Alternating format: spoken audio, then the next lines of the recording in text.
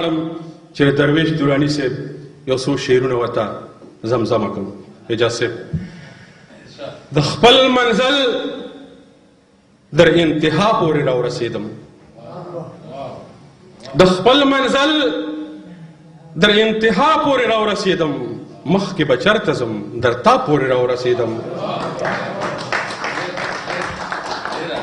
نه د تور اوربل په توره تاریکۍ کې رک شم، نه د تور اوربل په توره تاریکۍ کې رک شم، نه د سپین مخ د رڼا پورې راورسېدم.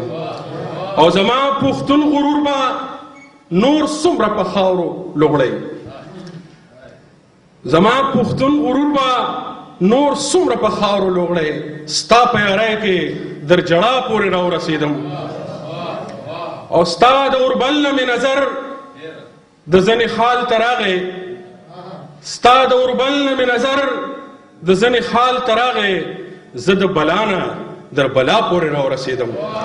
یو ځلې بیا ستا د اوربل نه مې نظر د ځنې خال ته راغی، زه د بلا نه در بلا پورې راورسېدم.